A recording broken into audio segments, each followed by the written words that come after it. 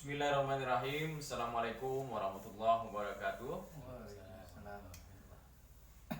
Alhamdulillah pada kesempatan kali ini kita berjumpa kembali dengan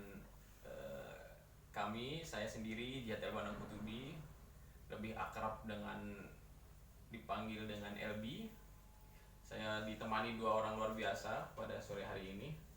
Ada Ustadz Suhamdani Samidi, beliau adalah salah satu alumni dari KMI Gontor 2005. Kemudian Buya Subakir Albantani sama alumni KMI Gontor 2005. Pada sore hari ini insya Allah saya sedikit ingin mengenal lebih lama. Ini teman baik saya ya, beliau ini luar biasa. Dulu merupakan seorang atlet tenis meja. Kalau ada lomba tenis meja di Gontor pasti dia juara umumnya. Itu Masya Allah, Alhamdulillah. Namun kita doakan beliau sekarang sejak kelas 5 ya tadi ya. Iya. Itu Allah uji beliau, ketegaran beliau mengalami kendala dalam melihat dengan dan dokter memberi diagnosa sebagai glukoma namanya. Kita doakan beliau segera dipulihkan penglihatannya, kemudian diberikan kesembuhan sebagaimana sedia kalanya, dan juga bisa berbakti kepada kita semua, kepada teman-teman dan alumni di manapun berada. Mungkin teman-teman yang dulu kenal sama Samdani, ya ini sekarang ini Samdani. Dulu pasti kalau ingat beliau ini ingat tenis meja. Ingatnya beliau cuma ingat tenis meja, sama ingat drama Arena pas dia jadi memasilnya itu, memasil Roisi, the best actor. Oke teman-teman, ingat sebuah cerita dulu pas lagi di Madinah. Ada dosen tafsir tadi. Dosen tafsir. Oh iya nih. Tehnya masih kosong. Belum ada label sini. Mau endorse boleh ya. Jadi dosen tafsir kami, Ustadz Suhamdani. Iya. Ustadz Buya. Jadi ketika itu kalau di Gontor hisokomisah ya. Jam kelima. Jam kelima itu udah menjelang zuhur kan. Nah, di Somisa juga holas pada kolil zuhur ya. Kadang malah memang mepet zuhur gitu. Azan baru selesai hiso tiba-tiba udah azan. Beliau ngajar pelajaran tafsir dan sama mengalami dosen aneh ini mengalami gangguan penglihatan. Beliau cerita dan ajaibnya luar biasa. Beliau tetap mengajar dan dosen tafsir ya Al-Quran, luar biasa ya. Al-Quran itu merupakan hudan wa nur, petunjuk dan cahaya ya. Walaupun beliau mungkin diganggu penglihatannya, tapi karena dengan Al-Quran, cahaya itu menuntun beliau untuk bisa membedakan mana yang hak, mana yang batil.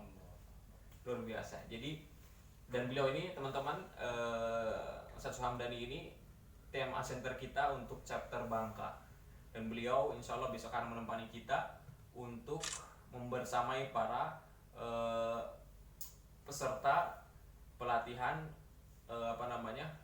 Al-Ilaju bil Quran, terapi mukjizat Al-Quran, yang akan insya Allah akan kita laksanakan pada hari Ahad 28 Februari 2021. Jadi ketika setelah saya ngajar itu beliau berangkat, itu yang ngantar ke kelas itu murid karena beliau memang ngajar di banyak di banyak fakultas ya. Tafsir itu biasanya kalau di tempat kita ngajar di fakultas dakwah, fakultas juga bahasa. Nah beliau juga ngajar di fakultas hadis di semester berapa ya beliau tuh ngajarannya, lupa nih. Nah suatu ketika pas lagi zuhur, aneh yang bawa beliau, nuntun beliau pakai tangan aneh kiri ini. Beliau pegang tangan kiri aneh, beliau pegang tangan kanan beliau. Ketika itu HP masih Nokia yang titut-titut. Jadi beliau tuh bisa tuh ngeraba dari itu. Dan itu kan memang ada kalau di tombol itu, di keypadnya itu ada atas bawah, ada yang kayak gerenjalan ya di angka 2. Ya ada ininya, jadi tahu beliau tuh ini pencetan telepon, patakannya gitu. Beliau langsung tahu nomor pertama itu nomor supirnya kalau mau dijemput gitu. Udah tahu tuh pokoknya kalau beliau tuh kok perputaran ke kuliah-kuliah tuh dianterin sama murid. Nah terakhir kebetulan pas lagi ngajar fakultas kita di kelas A nih, perjalanan dari kuliah dari fakultas hadis ke masjid di Jamiah di Madinah itu sekitar bisa ditempuh sekitar 10 sampai 15 menit lah, lumayan jauh jalan kaki. Jalan kaki karena ketika itu masih gedung lama ya, kita gedung fakultas hadis masih yang lama. Antar beliau sering begitu, jadi luar biasa. Jalan kaki ya? Jalan kaki. Jalan kaki. Makanya luar biasa. Ana teladan beliau tuh, makanya Daroja nggak ada. Gimana beliau mau daroja? Maksudnya siapa nih? Ani nggak mungkin dong. Beliau anak bawa antar bawa pakai tangan itu. Ana naik sepeda gimana? Sek gitu. Daroja lah. Enggak. Lihat. Oh, lihat ya, masih lah ini kan anak pakai daroja beliau. Madinah tuh nggak ada ini Jawa lah ya? Ada sih, motor ada, sepeda ada yang punya. Kemudian mobil pun ada yang punya. Jadi itu bagi yang mereka yang mampu. Nah, terus abis itu antar beliau tadi dari kelas menuju ke masjid ya. Cerita, lihat kamu tahu nggak apa sebab saya penglihatan saya seperti ini katanya. Ternyata beliau cerita, nggak tahu sih gimana saya tahu, orang saya cuma di sini juga baru tahu kalau antum yang ngajar saya gitu kan. Kita mana tahu kalau antum apa ceritanya dulu riwayatnya seperti apa dulu. Saya itu baru kena gangguan penglihatan ini ketika mulai SMA. Salah satu unsur yang membuat beliau seperti itu namanya Syekh Muhammad Humaid, tapi kurang tahu saya sekarang beliau masih ada apa enggak ya. Syekh Muhammad Humaid namanya, itu menyampaikan ke saya bahwa salah satu sebab beliau gangguan penglihatan itu menikah dekat, silsilahnya dekat. Itu sebabnya menurut beliau.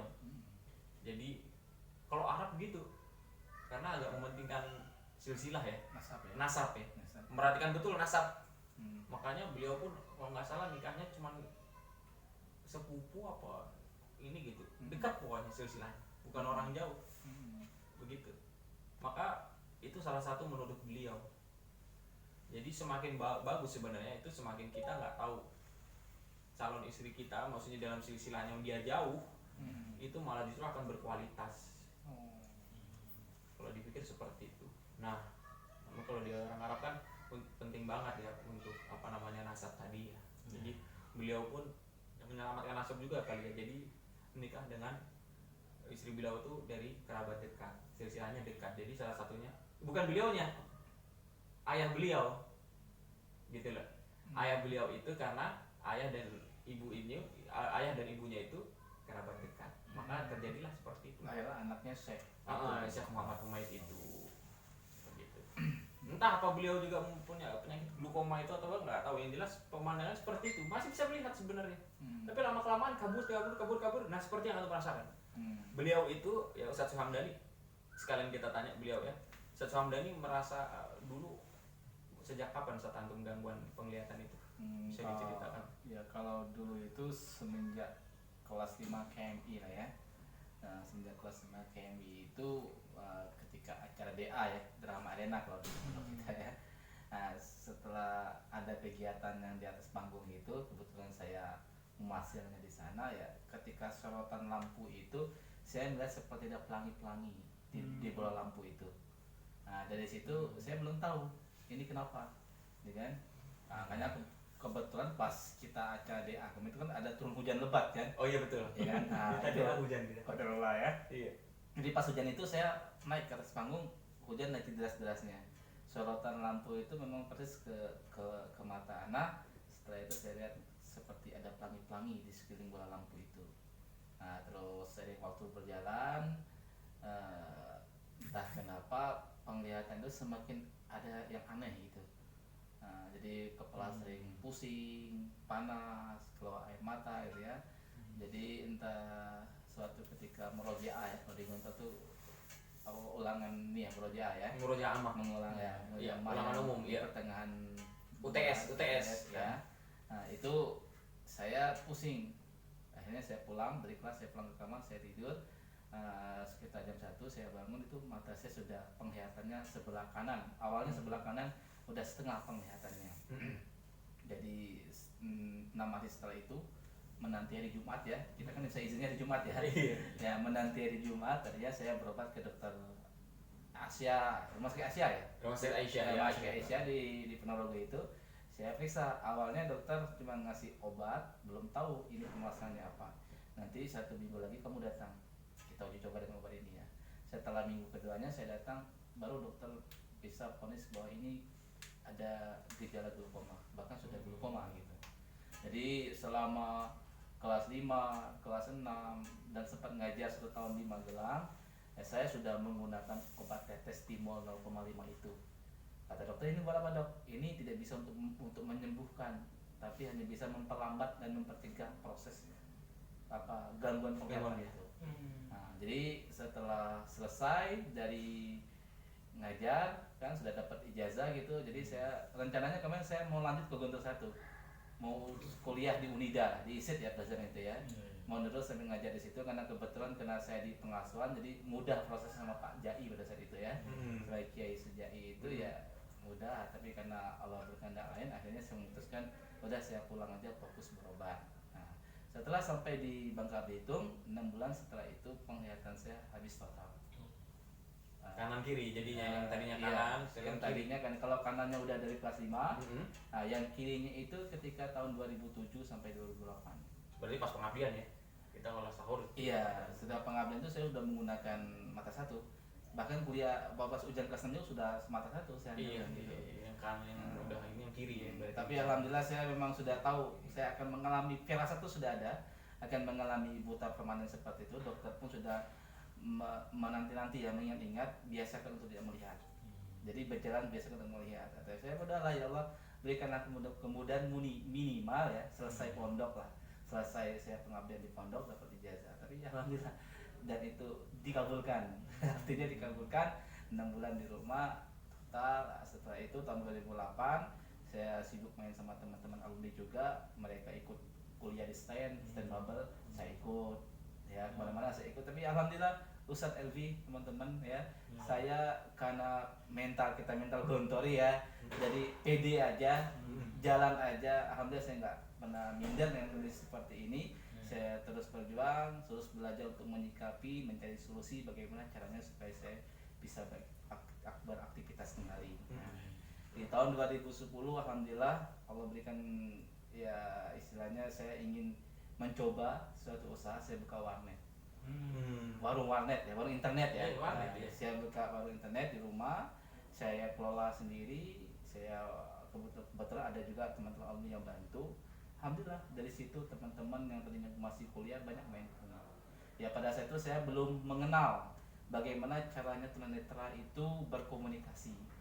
Nah dari kegiatan itu saya coba cari informasi keluar, teman-teman tunanetra, kaum difabel, dan teman-teman alumni Gontor yang ada di Jakarta, yang ada di Jogja, yang ada di Bandung. Nah, akhirnya ada beberapa teman menyarankan bahwa tunanetra itu bisa menggunakan ponsel bicara, menggunakan laptop bicara. Nah, benar yang antum katakan, kalau saya antum itu pakai Nokia, itu namanya Symbian. Jadi saya coba cari Symbian itu, saya install, alhamdulillah, dan itu bermanfaat. Saya bawa ke Bangka Belitung ini, saya edukasi sama teman-teman tunanetra, alhamdulillah. Jadi saya bisa install sendiri. Jadi saya bisa masukin suara itu ke dalam ponsel itu, akhirnya teman-teman tunanetra bisa berkomunikasi secara mandiri. Walaupun mereka di mana, teman aku di sini ya, mereka bisa berkomunikasi. Alhamdulillah dari kegiatan itu Ustadz, ada juga yang menikah sesama tunanetra hasil komunikasi itu. Nah, terus lanjut cerita, tahun 2015 akhirnya saya mulai untuk mengupdate diri lah, untuk meningkatkan kualitas, belajar lagi ya. Ini karena ketemu sama Ustadz Abu Sofi kalau nggak salah di Jakarta itu. Oh iya, Abu Sofi Siddiq. Iya, Abu Sofi Alumni Siddiq. 2005 juga. Iya, dia bantu saya, memotivasi saya. Antum duduk aja sudah membuat kita ini terinspirasi, dia bilang. Termotivasi. Bagaimana kalau seandainya antum ngomong sedikit aja, insya Allah dengan antum memberikan cerita tentang atau berbuat lagi, ya dalam arti kata diskusi atau dakwah dan sebagainya lah ya, insya Allah antum akan lebih ini lagi, dia bilang kan, akan lebih berkualitas lagi dan sebagainya. Dari situ akhirnya saya belajar untuk lihat lagi bagaimana cara belajar. Saya nggak bisa lagi belajar dalam buka buku enggak ya. Jadi saya sekarang membaca Quran dengan ponsel, membaca artikel juga dengan ponsel, ya kan. Mau cari buku audio terkadang saya harus foto dulu, harus cari buku yang butuh audio, sehingga saya bisa belajar dengan secara mandiri. Nah, akhirnya alhamdulillah 2015 saya gabung di dinas sosial, ikut dalam kegiatan sosial. 2018 ada lagi teman mau buka Persatuan Tunanetra Indonesia di Bangka Belitung. Nah, kebetulan teman-teman sudah kenal sama saya update masalah komputer bicara, masalah ponsel bicara. Akhirnya saya diminta sama teman itu untuk jadi ketua Pertuni Babel. Persatuan Tunanetra Indonesia Provinsi cabang Babel. Nah, karena Pertuni ini sudah organisasi yang sudah lama, 1966 di Indonesia. Tentang ketunanetra itu udah lama, tapi Babel alhamdulillah bergabung di tahun 2018 ya. Saya sekarang jadi ketua definitifnya sampai tahun 2023. Masya Allah, tabarakallah. Ya, mudah-mudahan ini bisa bermanfaat buat teman-teman di Babel, khususnya sensori netra. Kalau sekarang namanya sensori ya, kalau dulu Sensori netra, namanya. sekarang ini sensori netra, sensor ya. Ya, dulu bahas sensori netra, sekarang ini. Begitu Ustaz, kegiatan saya sekarang alhamdulillah karena bertemu dengan teman-teman alumni, ya, ketemu sama Ustadz Imam Buya Subakir, saya ingin lebih menambah lagi ilmu karena saya di sini lebih banyak cenderung masalah praktisi ruqyah, praktisi ruqyah ya. Gitu. Ya, belajar dari adik kelas, dari teman-teman angkatan juga, ya melihat YouTube Betul. alumni kita ya. Betul. Ya, akhirnya saya mencoba untuk menerapi diri saya sendiri dengan kalamullah.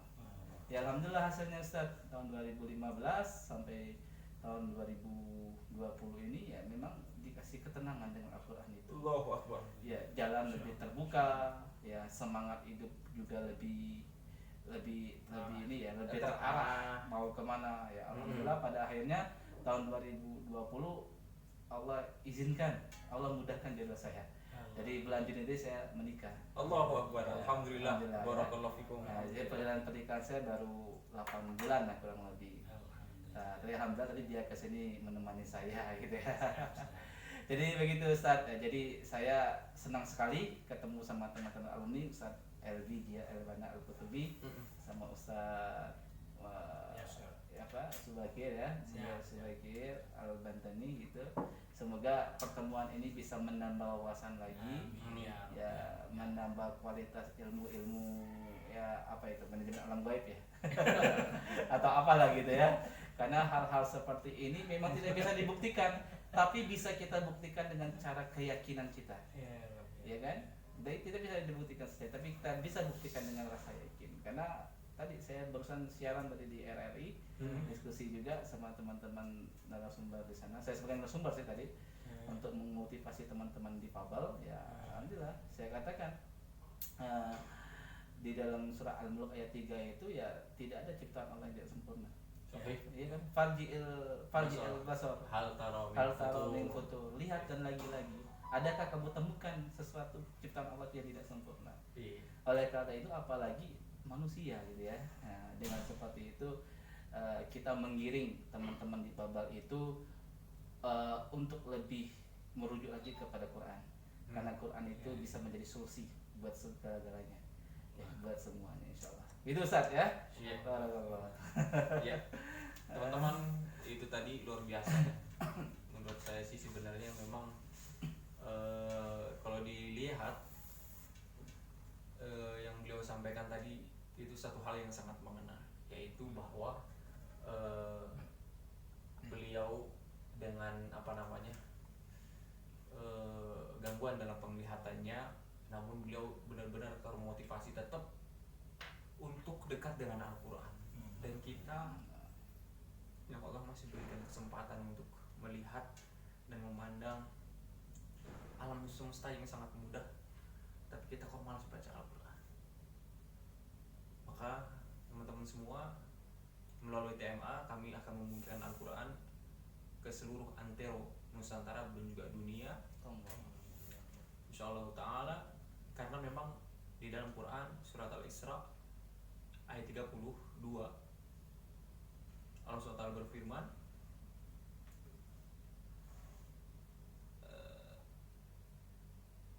wa nunazzilu minal Qur'ani ma huwa shifaa'un wa rahmatun lil mu'minin. 82. Ayat 82 ya? 82 ya? Wa nunazzilu minal Qur'an. Ah iya benar ya, itu 82. Dan juga di ayat surat Az-Zukhruf ayat berapa? 44 ya? Az-Zukhruf 44. Yang satunya yang qul huwa lil ladzina amanu hudan wa shifaa. Itu apa Fusilat? Fusilat ayat? Fusilat atau Zukhruf? Fusilat ya? Fusilat kalau nggak salah 44 itu ya. Fusilat 44 ya? Hmm. Jadi di dalam Al-Quran itu terdapat petunjuk ya, dan juga ada kesembuhan. Minimal jemaah, walaupun memang beliau mengalami gangguan dalam penglihatan, ada satu hal, sesungguhnya manusia diberikan kesempatan untuk melihat itu bukan untuk sekedar melihat, tapi melihat yang baik-baik. Itu adalah intisari yang dapat kita ambil dalam Al-Quran surat An-Nur ayat 30 dan 31 untuk perempuannya. Kullil mu'minina yaghuddu min absarihim wa yahfadhu furujahum. Katakan kepada mereka, orang-orang yang mengaku beriman kepada Allah SWT, yang Allah berikan kesempatan dan amanah kepada mereka untuk bisa melihat dengan baik, tolong pandangan itu ditundukkan. Tundukkanlah pandanganmu, peliharalah pandangan-pandanganmu itu, dan jagalah dan peliharalah kemaluanmu. Itu bagi yang laki-laki dan juga yang perempuan di ayat 31-nya. Dan beliau sekarang hanya mengandalkan pendengarannya. Dengan mendengar saja, saya beberapa hari yang lalu mendapatkan sebuah ada video bagus banget itu, bahwasanya orang itu kalau ditanya, masing-masing di antara antum semua jemaah dan seluruh sahabat sehat TMA Center, bahwa kita ngapal surat Al-Ikhlas itu ngapal, baca, atau tiba-tiba udah hafal? Kira-kira gimana dulu? Antum hafal surat Al-Ikhlas? Itu diajarin Tiba-tiba sudah hafal. tiba-tiba sudah hafal ya? Sudah hafal. Itulah Al-Quran itu sebenarnya saking mudahnya, kita aja nggak perlu belajar karena kita sering mendengar, ya. Sekarang kita sering mendengar kalimat itu, sering kita dengarkan, kul huwallahu ahad, karena suratnya yang pendek, atau ina ataunya Al-Kautsar juga begitu. Siapa yang nggak hafal surat Al-Kautsar? Walaupun mereka mungkin nggak belajar dan nggak tahu huruf hijaiyah, tapi tahu surat Al-Kautsar. Ya. Kenapa? Karena mereka sering mendengar surat Al-Kautsar, Quran surat Al-Ikhlas. Maka ada menghafal Al-Quran itu tanpa mesti menghafal. Dengan apa? Mengulang-ulang mendengar, mendengar bacaan. Ini luar biasa. Jadi beliau mengandalkan pendengarannya, dan sekarang luar biasa. Ya teman-teman semua yang kangen, yang rindu dengan Kang Suhamdani. Ya, ini beliau sekarang. Alhamdulillah beliau sehat. Alhamdulillah beliau semakin hari semakin aneh, seneng banget. Rindu aneh benar-benar terobati, yang tadinya cuman lewat video saya lihat beliau juga Facebook kalau nggak salah tuh sempat nge-like kalau nggak salah, kaget itu. Makanya soalnya di Facebook beliau nge-like saya, gitu. Di Facebook dia friend saya, terus dia bisa nge-like foto dan sebagainya, atau komen, saya nggak tahu dia membaca apa dan sebagainya, kok bisa nge-like ketika itu. Ketika itu saya mendapatkan video dari teman kita juga di 2005, Ustaz Firman Arifandi. Beliau sempat ketemu sama Suhamdani, beliau mengatakan kepada saya, loh, saya jujur baru dengar kalau Ustaz Suhamdani ini ada gangguan penglihatan sejak itu. Padahal sejak sebelum itu beliau sudah mengalami gangguan penglihatannya. Makanya ini merupakan teguran buat kita semua. Bagi kita yang masih diberikan kesempatan untuk melihat, mari kita lihat kepada suatu hal yang baik-baik. Allah bukan hanya untuk melihat kita, Allah memberikan kita untuk melihat, bukan untuk melihat sekedar melihat dan memandang, tapi untuk melihat yang baik-baik. Itu di dalam hadis lagi disebutkan wal ainani tazniyani wa zinahu an-nadar. Ya, mata itu berbuat zina. Bagaimana dengan apa zinanya? Yaitu dengan melihat. Maka beliau insya Allah dengan kemudahan bisa mendengar dengan baik, bisa jadi malah lebih mencerna dari apa yang kita sampaikan tadi. Dan insya Allah beliau nanti akan menjadi salah satu praktisi kita yang ada di Bangka, di TMA Center Chapter Bangka. Kita doakan beliau supaya Allah berikan kesempatan untuk bisa istiqomah dalam berdakwah kepada Allah Subhanahu wa taala, dan berikan kesempatan beliau untuk mengajarkan sahaya Al-Qur'an di daerah Bangka ini khususnya, dan seluruh dunia pada umumnya juga. Amin ya rabbal alamin. Sampai ketemu di sesi berikutnya. Billahi taufiq wal hidayah wa ridha wal inayah. Terima kasih banyak Ustaz Hamdani. Mungkin mau nitip salam buat ustaz-ustaz atau yang lain. Mungkin nggak kenal. Ya. Buat teman-teman khususnya alumni kita ya, atau para asatid, wali kelas atau yang lainnya yang masih di Gontor, yang masih satu Gontori lah ya. Iya. Ya, saya mohon doanya semoga dengan kondisi seperti ini bisa menjadi lebih baik dan bisa berbuat yang lebih baik lagi dan bisa bermanfaat buat diri saya, keluarga saya dan keluarga saya. Ya, yang terpenting ya jadikanlah kondisi seperti ini sebagai pendidikan berupa kesabaran, keikhlasan dan pemahaman makna. Ya, insyaallah Allah bersama kita. Allahu Akbar. Terima kasih banyak Ustaz Hamdani, kalimat penutup yang sangat pamungkas. Semoga Allah SWT berikan keberkahan bagi beliau dan keluarga beliau, ditunjukkan kepada beliau cahaya surga, ya, dan kita bisa bertemu lagi di surga Allah SWT kelak. Kita tutup dengan kafaratul majlis. Subhanakallahumma wa bihamdika asyhadu an la ilaha illa anta astaghfiruka wa atubu ilaik. Assalamualaikum warahmatullahi wabarakatuh. Waalaikumsalam.